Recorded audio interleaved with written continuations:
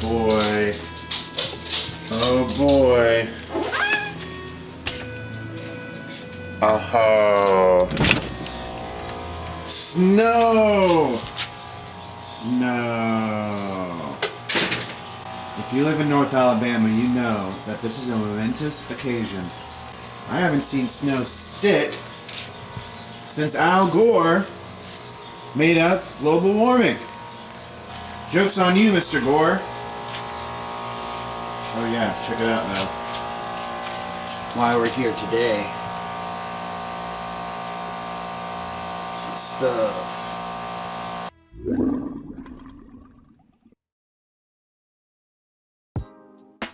Hi, my name's Jeremy. This is the Ethanol Review, where we talk about all things alcohol, liquors, wines, beers, cocktails, you name it, and we will, if we haven't already, explored it. The brand today, this is an American single malt whiskey from Virginia Distillery Company, and the name of it is Courage and Conviction. Some powerful words. Powerful words here. American single malt whiskey doesn't get a ton of recognition, even though it's a growing category.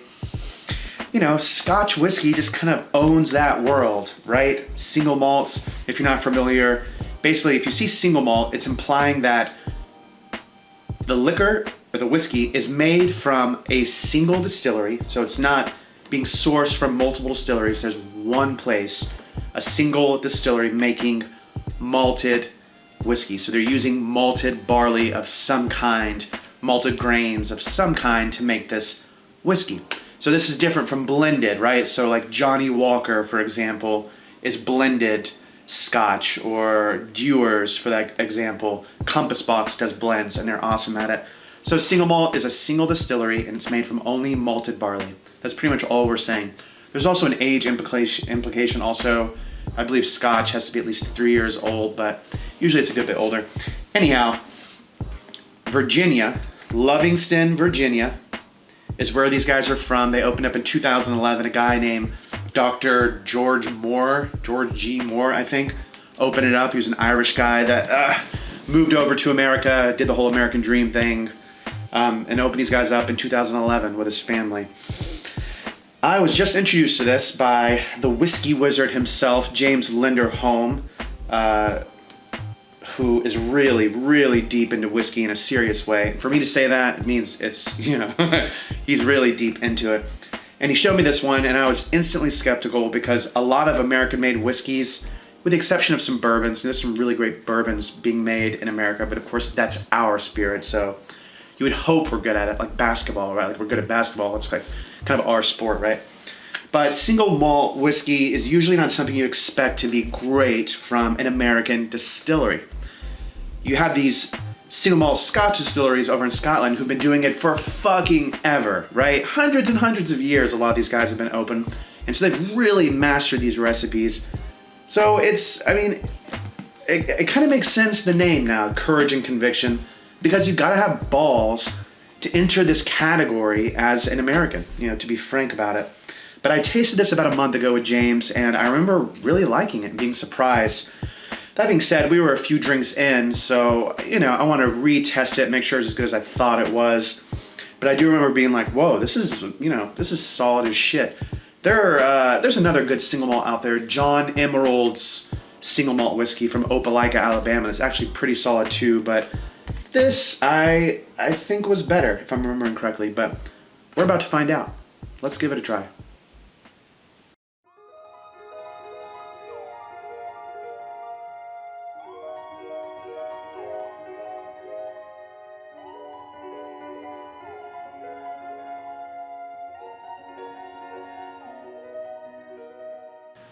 All right, so you've got this light gold, straw-colored single malt whiskey.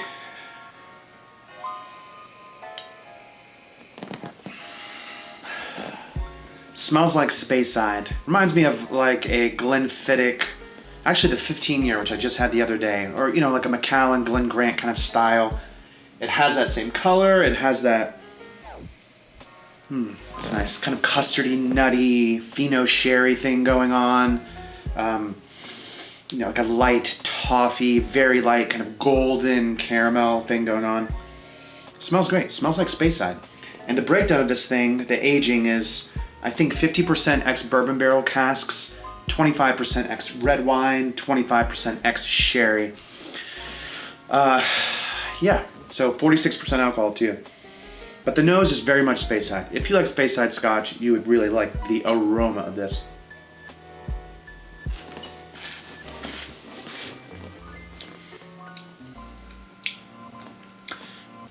There's some substance here. There's some body, some bones. I'm glad that they went with 46% alcohol because you can feel it. It's not flimsy and watery like some Speyside scotches can be. Some of the younger expressions can be a bit thin. I'm not going to name any names. Macallan, 12-year. But this tastes like, in a very generalized way, Highland Park's 12-year without the peat. If you can imagine that, right? So that's the palate, but the aroma smells like Glenfiddich 15-year. So you've got a pretty fucking cool thing going on here. You have an American distillery's take on two regions of Scotland in a single malt format. So that's pretty fucking cool. The whole courage and conviction thing, yeah, for sure. Yeah, pretty fucking good, man. This is good.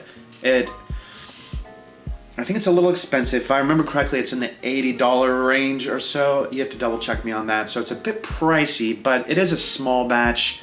You know, this is a micro distillery essentially in America. So you have to pay for that sometimes, you know. It drinks like a $60, $65 single malt scotch, which is to say that it's pretty fucking good. You know, it's not gonna pull the rug out from underneath your existence, but it's good. It's solid stuff. Yeah, if you can get a hold of this, I would definitely try this spirit. Yeah, very cool. Well, if you enjoyed it, thank you. If you hated it, thank you for watching anyways. Please hit the subscribe button either fucking way. And if you really get some value out of this channel, please go to patreon.com/theethanolreview and show some monetary support. All right, I'll see you guys next time. Cheers.